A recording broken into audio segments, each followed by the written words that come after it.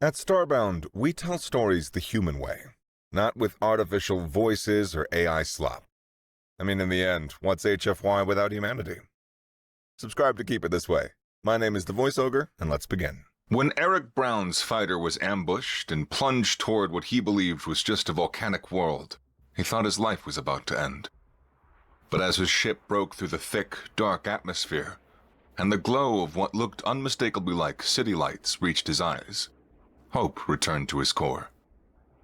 Desperately, he began running through every contact procedure listed in the Galactic Council's emergency protocols. His fingers rushed to meet the comm screen, switching frequencies while his other hand gripped the microphone built into his helmet. The ship bucked and rolled, systems screaming warnings as he fought to maintain some semblance of control. "This is Lieutenant Eric Brown of the Galactic Council Defense Fleet," he transmitted on the universal emergency frequency, his voice steady despite the sweat beading on his forehead. "My fighter has sustained critical damage. I have limited control and am attempting emergency landing. Please respond." Static filled his ears. He switched to the next frequency, then to the next, his heart hammering against his ribs. Each second of silence felt like an eternity. The altimeter spun wildly as the ship continued its uncontrolled descent. "Any station, any vessel. This is GC Fighter 77 requesting immediate assistance." He tried again, cycling through civilian frequencies now. "I am not hostile. Repeat, not hostile. Systems failing, unable to maintain altitude." The fear gnawed at him. What if they saw him as an invader? What if they had defense systems that would shoot him down before he could explain? The city lights grew larger in his viewport, and he could make out structures now. Angular buildings rising from the darkened landscapes like teeth. "Mayday! Mayday! Mayday!" he broadcast on an older frequency, one that hadn't been standard for decades. "This is a distress call from..." GC Fighter 77, we are receiving your transmission. The voice that crackled through his comm system made him jump. Its cadence was strange, syllables stretched in unfamiliar places.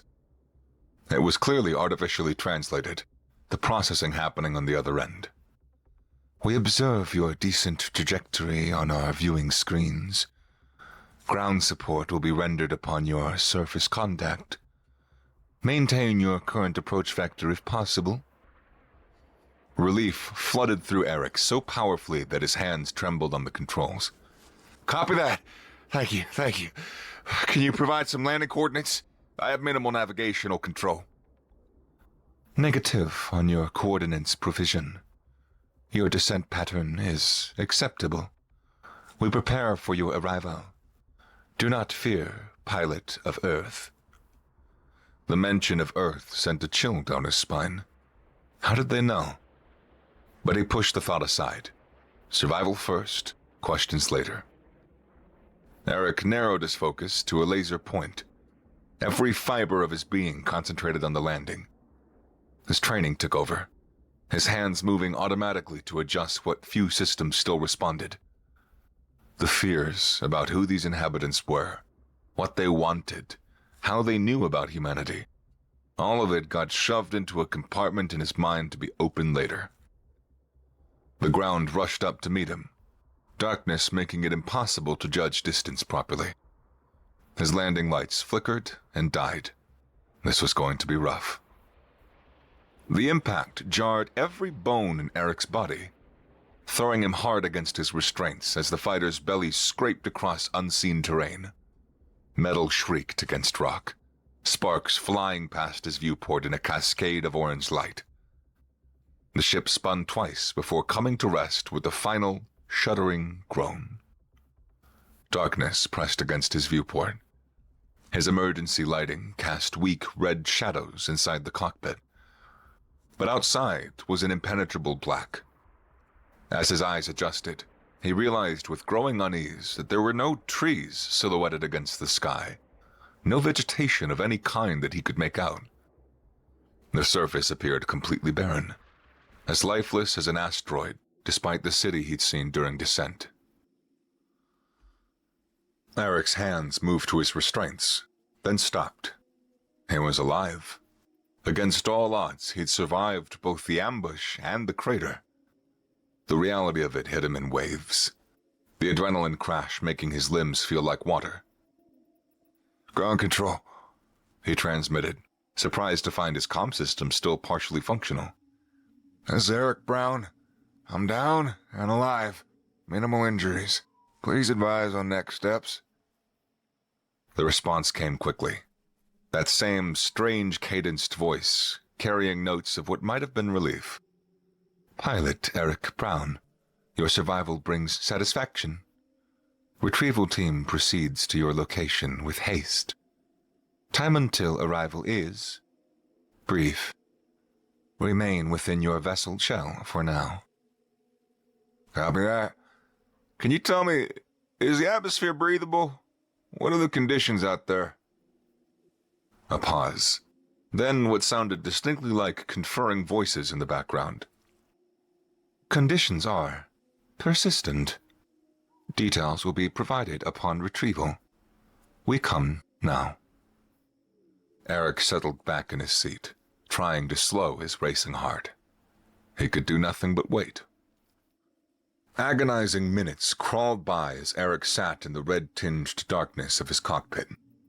Unable to simply wait, he began cycling through his ship's remaining functional systems, trying to understand this impossible world.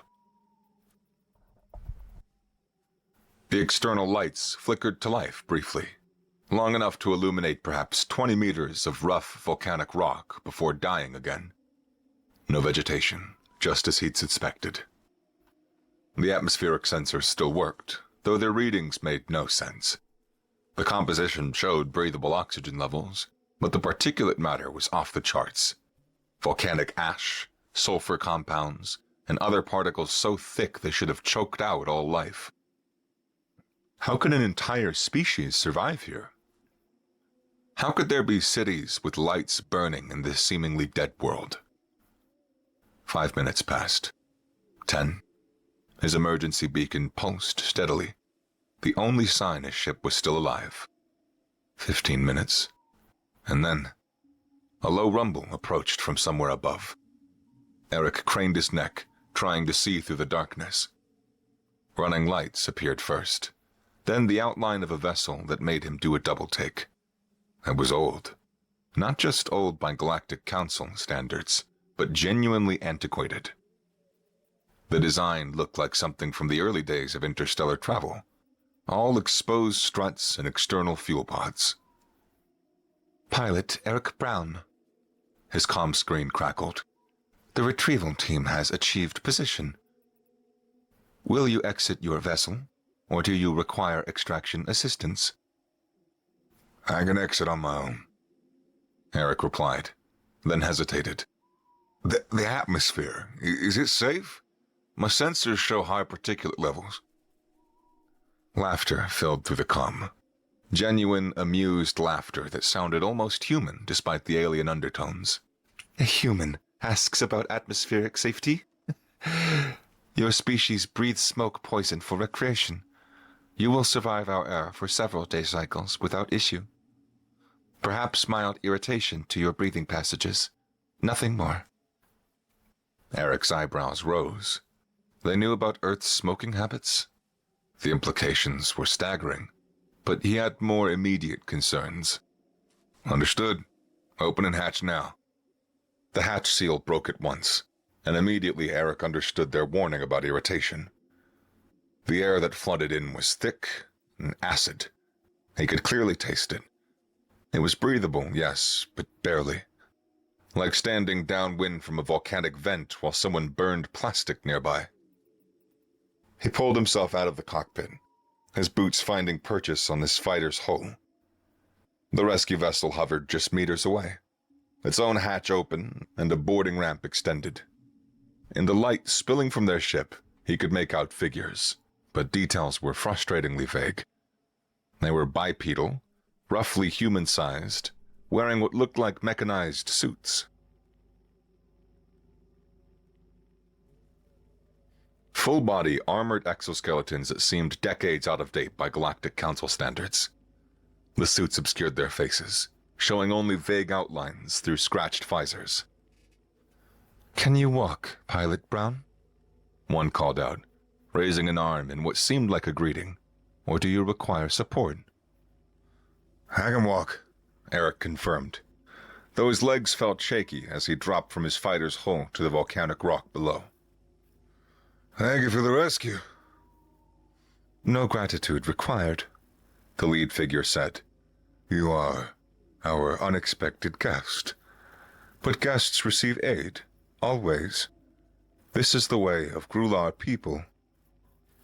Grular. So that's what they called themselves. Eric filed the information away as he crossed to the rescue platform, noting how the suited figures moved despite their antiquated equipment. They seemed friendly enough, even warm in their reception, but he couldn't shake a growing unease. They knew about humanity, seemed almost familiar with human physiology and culture. But he knew nothing about them, had never even heard of the Grular before. As the rescue ship's hatch sealed behind him and he lifted away from his crashed fighter, Eric found himself with more questions than answers. 1 hour later, Eric sat in what the Grular had called a waiting room, though it bore little resemblance to any waiting room he'd ever seen. The walls were stone, actual carved stone, with panels of some synthetic material providing insulation. A single couch sat against one wall, its fabric worn but clean. A small table held a bowl of what looked like fruit, though the colors were wrong. Deep purples and blues with occasional spots of bioluminescence. He hadn't touched them. The paintings on the walls appeared old, their subjects abstract but somehow melancholic, swirls of color that suggested sky and landscape, but darkened, obscured. The air filtration system wheezed overhead, its mechanical breathing labored. Everything about this place spoke of age, of making do with what they had, of a civilization that had perhaps seen better days. They'd told him little during the flight to the city, just that their planet was like this because of a mistake during terraforming. Something about an ancient war and an enormous bomb. The casual way they'd mentioned it, as if discussing weather, had chilled him more than anger would have. The door opened with a long hiss, interrupting his brooding. 2 figures entered first, moving with the careful grace of those accustomed to leadership. Without the environmental suits, Eric could finally see the Grular properly, and he found himself staring despite his best efforts at diplomacy. They were humanoid in the loosest sense. 2 arms, 2 legs, a head where he expected it to be. But their skin was a canvas of colors that seemed impossible. Their base tones of pink with streaks of black that looked almost deliberate, like natural tattoos. Their hair, and if it could be called that, was a deep green that seemed to photosynthesize the artificial light. The one in the front had softer features, more curved than angular, with a single crystal formation on her forehead. Fashion, biology, Eric couldn't tell. Beside her stood what Eric's pattern recognition suggested was male. Broader, features more severe, with a small scar crossing what he might generously be called a cheek. Behind them, a third figure lingered in the doorway. Also female in presentation, she clutched what looked like a book to her chest. Green eyes barely visible behind what were unmistakably glasses, though designed for a face not quite human. She seemed younger somehow, though Eric couldn't pinpoint why. "Pilot Eric Brown," the female in front spoke, her translated voice carrying authority. "I am Hiar, current elected leader of this settlement. This is Triley, my partner in governance and in life." She gestured to the male beside her.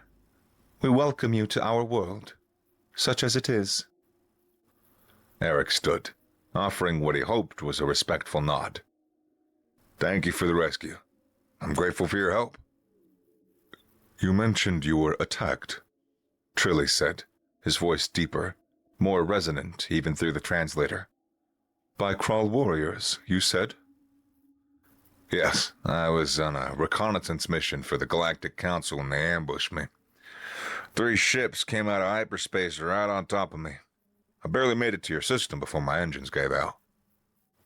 Hiar and Trilly exchanged glances that Eric couldn't read. The Crawl do not typically venture this far into dead space, Hiar said carefully. You were perhaps unlucky.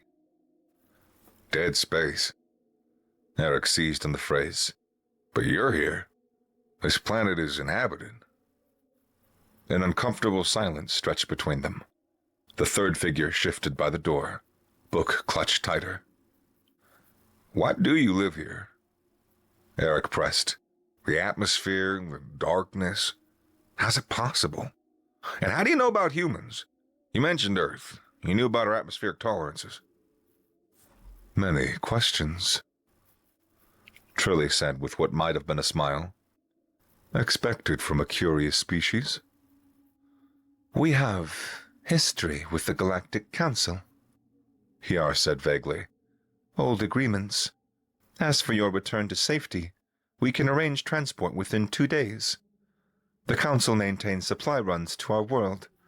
You can leave with the next scheduled arrival. That's very generous, thank you, Eric said, though frustration gnawed at him. They were being evasive, dancing around his questions. Now, but I'm still curious about... I can answer his questions. The voice from the doorway made everyone turn. The younger Grular stepped forward, her book still pressed against her chest, but her posture straightening with determination. Hiar sighed, a very human gesture that threw Eric for a moment. Sela, we discussed this. You discussed. I listened. But he deserves to know why our world is like this, especially if... She caught herself, green eyes darting between her parents. Our daughter, Trilly said to Eric with what was definitely exasperation, has developed something of an obsession with your species. It's not an obsession. It's academic interest. Sela protested, then looked directly at Eric. Her eyes were striking behind those glasses, filled with an intensity that transcended species. I have studied humanity for years. Your history, your achievements, your approach to stellar civilization. I could answer your questions if... She looked pleadingly at her parents. Hiar made a gesture that could only be described as throwing her hands up in defeat. You will tell him regardless of what we say? You always do when it comes to humans? Just try not to overwhelm our guest, Trilly added, though his tone suggested he knew it was a lost cause. Pilot Brown has seen enough today. After we discuss the arrangements for his return, Hiar said firmly. Protocol first? Sela stepped back, clearly reluctant but obedient. Of course. I'll wait.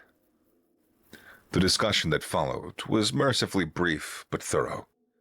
Eric explained the details of the ambush, his mission parameters, what he could share of them, and his ship's condition.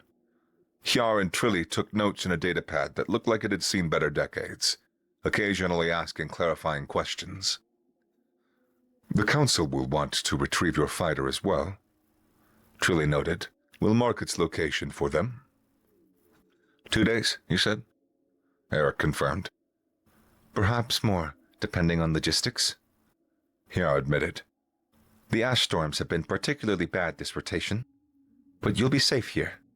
We'll provide quarters and sustenance. Thank you. I really do appreciate everything you've done. Hiar stood, Trilly following suit. It is what we do, she said, something unreadable in her translated tone. Sela will answer your questions later. She would find a way regardless. At least this way it's authorized. They moved toward the door, not looking back, their body language suggesting years of resigned acceptance of their daughter's peculiarities. Seela bowed slightly as she followed them, a gesture of respect tinged with young defiance. More time passed. Though without windows showing anything but perpetual darkness, Eric couldn't judge how much. He'd finally tried the alien fruit, hunger overcoming caution. He'd found it sweet, but with an aftertaste like copper. Water had been provided in containers that seemed designed for a slightly different mouth shape, but he managed. When the door opened again, 2 Grular entered, both male-presenting, but built more solidly than Trilly had been. They said nothing, merely gesturing him to follow. The corridors they led him through were a study in contrasts. Advanced technology, force fields, displays, sat alongside infrastructure that belonged in a museum. Windows lined one wall, but they might as well have been painted black for all they showed of the outside world. No distinction between day and night here, just eternal darkness occasionally broken by artificial lights. They stopped at a large door marked with symbols Eric couldn't read. When it opened, warm light spilled out. Not the harsh fluorescence of the corridors, but something that mimicked firelight, though clearly artificial. The source was impossible to pinpoint, some trick of hidden projectors or exotic technology. It was a library. Shelves stretched from floor to ceiling, filled with physical books, data tablets, and storage devices from dozens of different eras. And there, at a desk near the center, sat Seela.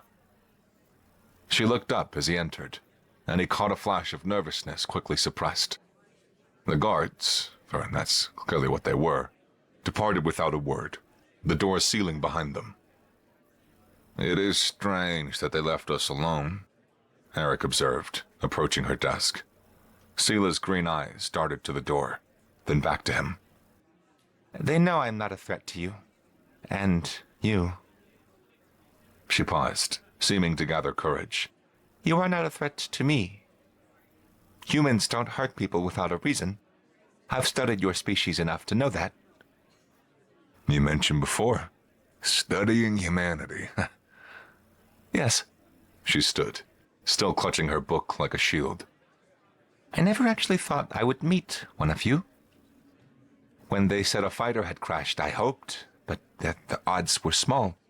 The galaxy is vast, and humans, for all your influence, are still relatively new." Eric found himself smiling despite the strangeness of it all. "Well, this wasn't exactly a planned visit. As I told your parents, I quite literally crashed here." She tilted her head, perhaps trying to parse if that was humor. After a moment, she seemed to decide it didn't matter and pressed on.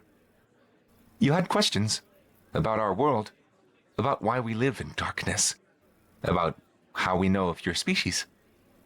"I do? Your parents seem reluctant to discuss it." "They always are. Please, sit." She gestured to a chair across from her desk. "This will take some time to explain properly." Eric sat, noting how the chair wasn't quite right for his proportions, but close enough. Seela settled back into her own seat, finally putting the book down. Its cover was worn, written in multiple scripts, including what looked like English. "My people once served the Galactic Council," she began, her voice taking on the cadence of someone who'd rehearsed the story in their mind many times. "Much as humanity does now. We were what they classified as Deathworlders, species from high-gravity, hostile environments who could perform tasks that the Council's more delicate members could not." "Like humans," Eric said, beginning to understand. "Like humans," she confirmed. "We were soldiers, enforcers, explorers of dangerous systems. We were proud of our role, proud to serve the greater galactic community." Her voice hinted at some bitterness. "And then came the war with the Varmil." Eric knew of the Varnil Wars from history classes, a brutal conflict from 2 centuries ago that had reshaped galactic politics. but he'd never heard of the Grular's involvement. Our homeworld was strategic, Sela continued. A waypoint between Council space and Varnil territory. We fortified it, turned it into a military hub. The Council promised us protection in exchange. She laughed, harsh and hurt. They kept that promise, in a fashion. When the Varnil deployed their world cracker bomb, the Council's defense fleet tried to stop it. They failed, but they managed to prevent the deployment of more bombs. Instead of cracking our world's core, it merely destroyed our atmosphere and triggered volcanic activity that has never stopped. Eric sat forward, horrified. A world cracker? Those were banned after... He stopped. After the Varnil Wars, of course. After it was too late for the Grular. The Council felt guilty, Sela said, the word dripping with years of accumulated resentment. They offered to terraform our world back to habitability. They tried for a century. Well, what happened? She pulled out a datapad, showing images appearing between them. Eric saw massive towers, crystalline structures reaching into the dark sky.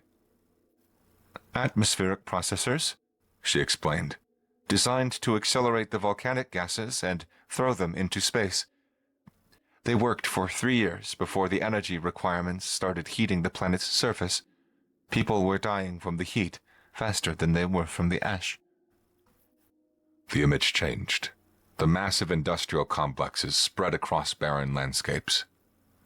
Next, they tried solidifying the gases, compressing them and returning them to the planet's interior, but the pressure just found other outlets. New volcanoes erupted constantly. Within a decade, we were back where we had started. Surely there were other options. Hundreds of attempts, Sela confirmed. Each one failed, sometimes making things worse. The Council spent enormous resources, sent their best scientists. Nothing worked. Our planet's geology has been fundamentally altered by the bomb. It wasn't just the atmosphere. It was the very bones of the world which were broken. Eric found himself taking a seat without consciously deciding to, the weight of this history pressing down on him. Sela didn't seem bothered by his informality, too caught up in her explanation to care about protocol. So, what happened? How are you surviving here, now? The Council made us a deal, she said, and now the bitterness was impossible to miss. They couldn't fix our world, but they could keep us alive. Endless supplies of food, water, air filtration systems, medicine. We could maintain small colonies on other worlds. Nothing permanent, just enough to preserve our genetic diversity. In exchange... In exchange? That we don't make a scene. We don't publicize the terraforming failure. We quietly fade into the background of galactic civilization. A footnote in history rather than an embarrassment to the Council's technological prowess. The pieces clicked together in Eric's mind. That's why your parents were so evasive. They don't want to risk the deal. We have accepted this, Sela said, frustration coloring her words. Most of my people have. We survive, after all. We continue. But at what cost? We are dying by degrees, our culture fading. Our children born into darkness, they have never known anything else. Why are you telling me this? Eric asked. Your parents seem to think that you'd overwhelm me with information about humanity. Well, this is about your people. Sela's green eyes met his directly, and he saw something here that transcended species. Determination mixed with desperate hope. Because humanity is different, she said. You achieved spaceflight on your own. You developed technologies that rival the Council's most advanced members, but it was independently. You are the only Deathworlders who match the specific scientific mastery of what the Council calls peaceful, ancient, and wise species. She opened the book she'd been clutching earlier, revealing pages of handwritten notes interspersed with printed articles and images. Eric recognized some of them. Historical documents about Earth's environmental disasters and recoveries. I have been studying your history since I was young, she admitted. At first, just out of curiosity. Here was a species walking the same path we once did, serving the Council from a position of strength rather than dependence. But then I found these. She turned pages, showing him highlighted passages. Accounts of nuclear disasters on Earth that had been cleaned up. Atmospheric pollution that had been reversed. Ecological collapses that had been prevented or recovered from. Your species made mistakes, she said. Terrible ones. You've poisoned rivers, irradiated land, filled your skies with toxic chemicals. But you've also developed the technology to fix those mistakes. These nanoparticles you use to scrub atmospheric contamination, the biological agents that break down pollutants, and the atmospheric processors that actually work because you understand planetary climate systems in ways that the Council never has. Eric found himself picking up the book and scanning through her meticulously gathered research. She was right. These weren't humanity's proudest moments, but they were facts, and they proved that humans didn't lack the determination to fix their mistakes. You think that humans could succeed where the Council failed? He said, not a question. I know you could. She pulled out a stack of papers from a drawer, placing them carefully in front of him. I have spent 3 years working on this. It's a comprehensive plan for the economic rehabilitation of our world using human terraforming technology. Not the Council's one-size-fits-all approach, but techniques specifically adapted to our unique situation. Eric picked up the first page, scanning the contents. It was dense with technical specifications, economic projections, implementation timelines. It was the work of someone who had done their homework, who understood both the science and the politics involved. This is impressive, he said honestly. But I'm just a pilot, Sela. I'm not a diplomat or a scientist. I don't have the authority to... I know. She leaned forward, her urgency obvious. But you have something better. You're human. A diplomat from my world would be bound by our agreement with the Council. They couldn't approach human corporations or governments without permission. That will never come. But you could take this to your people. To a bank, perhaps, or an investment firm. Someone who might see the opportunity here. Opportunity? We are not asking for charity, she said firmly. This plan outlines how the investment would be recouped.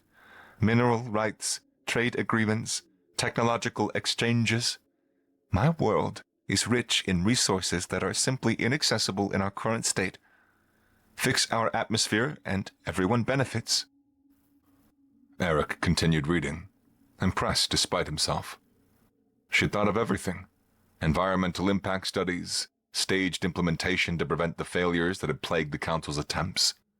Even cultural integration plans to ease cooperation between human workers and Grular society.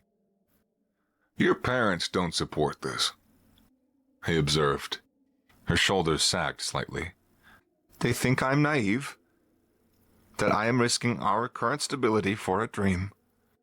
Most of our government agrees with them. Better to survive in darkness than risk losing even that, they say. But you don't agree. How can I? The emotion in her voice was raw now. I have read about your blue skies, your sunsets, your storms that bring life instead of death. I have studied what my world was before the bomb. Forests that sang in the wind. Oceans that sparkled under 3 moons. Cities that reach towards stars we could actually see. How can I accept that my children's children will never know anything but this artificial light and recycled air? She stood abruptly, pacing to one of the windows that showed nothing but darkness. Everyone else seems satisfied to slowly fade away, to accept the Council's life support while our culture dies by degrees. But I see what humanity has accomplished, and I know we could have our world back. We just need someone to take the chance. Eric set down the papers, watching her silhouette against the back window. And you want me to be that someone? She turned back to him, and he was struck by how young she seemed despite the weight of her knowledge. I am not asking you to save us. I am asking you to give us the chance to save ourselves. Take the proposal to someone who might listen. If they reject it, at least I will know I tried. But if they see what I see, the potential for both profit and genuine good, Eric finished. Exactly. She moved back to her desk, her hands gripping its edge. I know this is a lot to ask of someone who literally crashed into our world hours ago, but you're the first human I have ever met and possibly the last I will ever have the chance to speak with. If I don't ask now, I may regret it forever. She bowed then, deeply and formally. Please, Eric Brown, you're my only chance. Even if you fail, even if no one listens, I will be forever grateful that you tried. Eric looked at the papers, at her research, at the desperate hope in those green eyes behind scholarly glasses. He thought about the Galactic Council's failure here, about humanity's own dark history with environmental destruction and their hard-won knowledge of how to fix it. He thought about a young woman who spent her life studying a species she'd never met, hoping they might be the key to her people's salvation. I can't promise anything, he said finally. I'm just a pilot, like I said. But he picked up the stack of papers. I'll make sure that this gets to the right people. Someone who can actually evaluate it properly and has the resources to act if it's viable. Okay? For a moment, Seela stood frozen, as if she couldn't quite process what she'd heard. Then a single tear tracked down her face, catching the warm artificial light. Thank you, she whispered. Thank you for hearing me, for considering it. That is more than anyone else has done.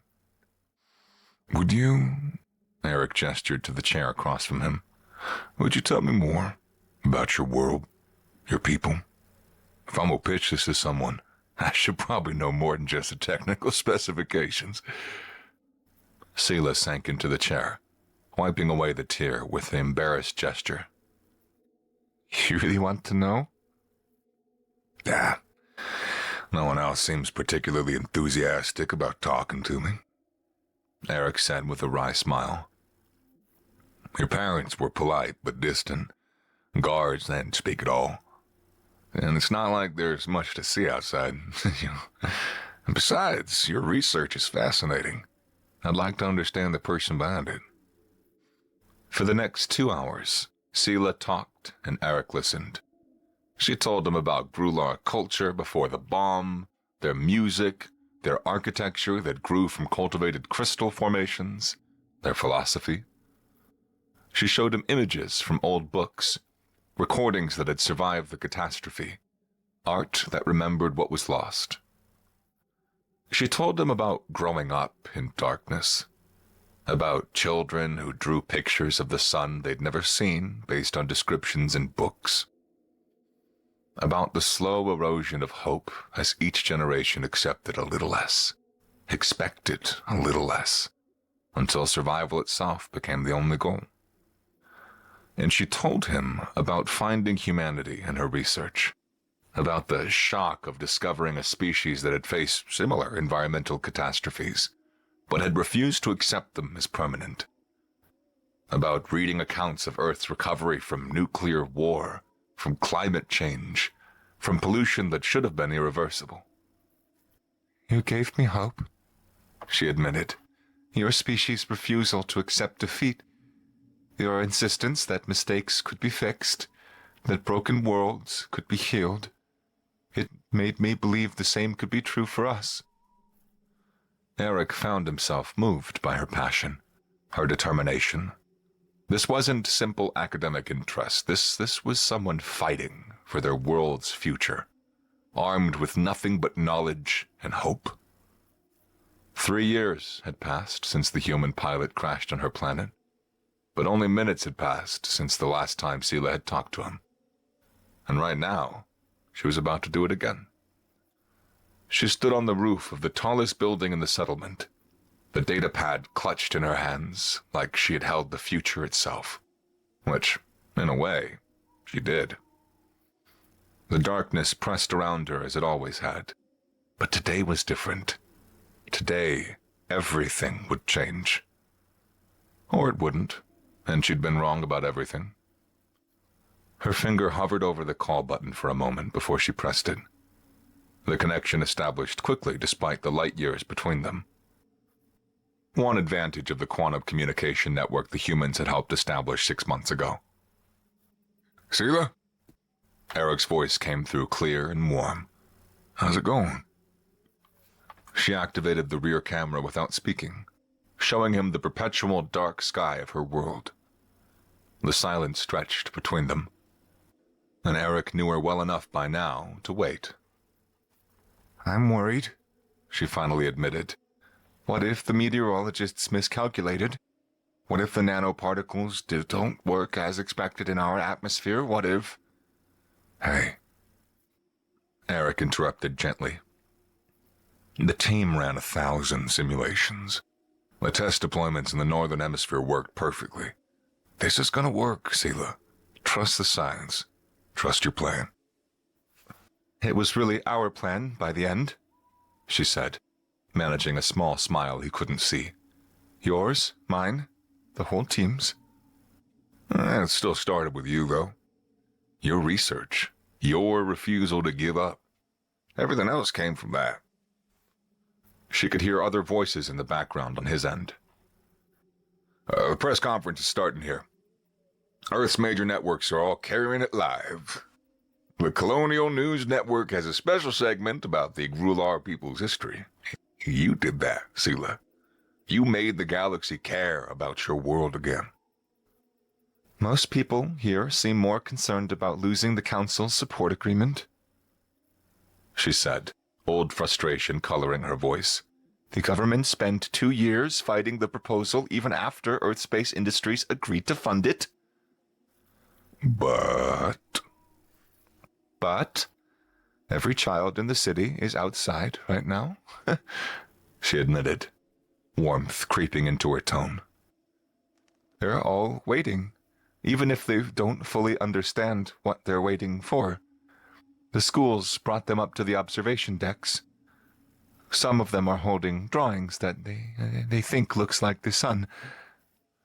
3 minutes until deployment, Eric said. Are you ready?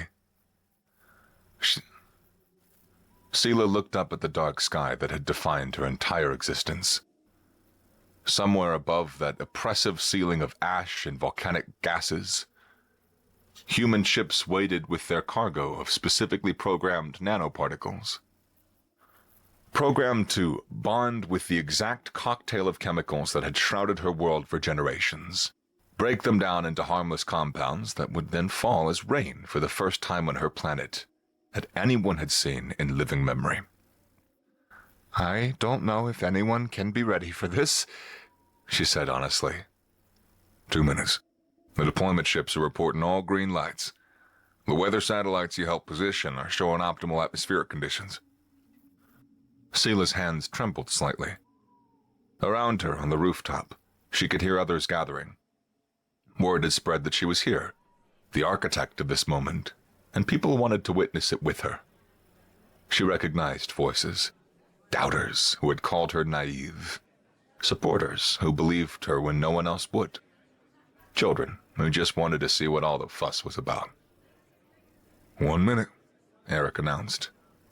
Seela, whatever happens, I just want you to know how proud I am of you. How proud everyone here is. She couldn't respond, her throat tight with emotion.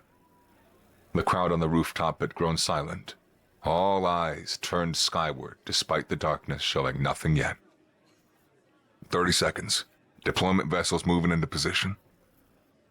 Seela found herself thinking of that first meeting 3 years ago, when she was just a young woman with books full of research and a desperate hope that someone would listen. She thought of the months of negotiations, the protests from those who feared change more than darkness, the moments where she even had doubted whether humanity's technology could succeed where the councils had failed.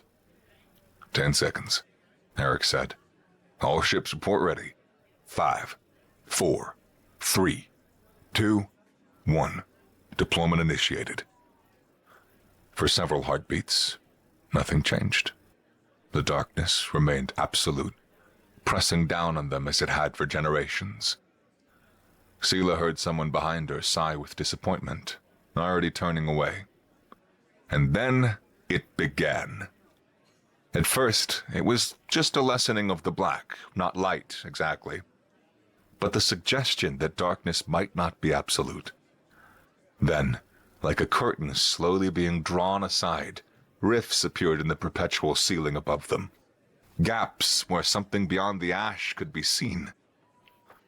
The first true ray of sunlight that touched her world in over 200 years broke through like a golden spear, striking the rooftop 20 meters from where Seela stood.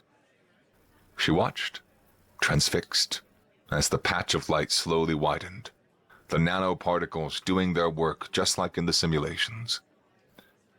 More rifts appeared, more light poured through. The ash didn't disappear, it transformed, breaking down into component molecules that would begin to fall like snow, each particle catching and reflecting the light into tiny rainbows. Seela? Eric's voice seemed to come from very far away.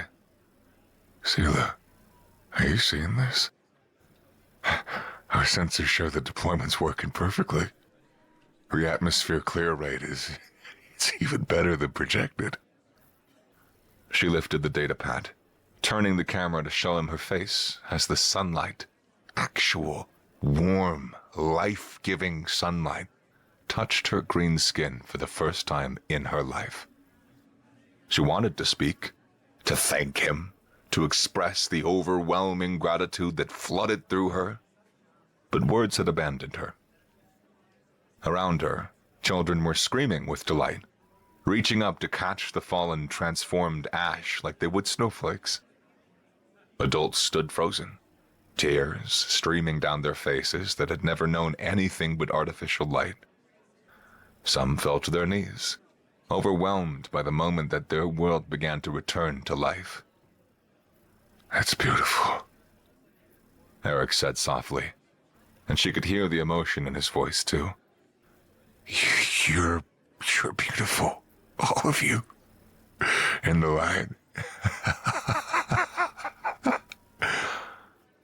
She finally found her voice, though it came out as a shy whisper.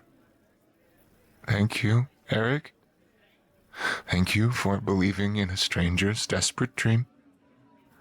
The sky continued to open above them, revealing not the hostile red giant that had been described in their ancient texts, but the warm, yellow star that had nurtured their world for millions of years before the bomb. Clouds, actual water vapor clouds, were already beginning to form as the changing atmospheric composition triggered weather patterns that had been dormant for centuries. In the distance, Seela could hear celebrations erupting across the city. Music that hadn't been played in generations, instruments designed for open air finally able to sing properly again. But here, on the rooftop, she stood in a bubble of profound peace, watching her world transform. She thought about the struggles that lay ahead. There would be many. The ecological recovery would take decades. The political restructuring as their society adapted to a world that no longer needed life support from the Council would be complex and sometimes painful. There would be those who resented the change, who had found comfort in the darkness and the certainty it provided. But none of that mattered right now. What mattered was that the children across her world were seeing the sun for the first time. What mattered was that the seeds preserved in underground vaults for 2 centuries would soon feel soil and warmth again. What mattered was that her species had been given back their future. The struggles ahead would be monumental, she knew that. But as she stood in the first natural light her people had seen in generations, Sela knew with absolute certainty that those struggles would be worth it. She was no longer watching from the darkness, dreaming of distant possibilities.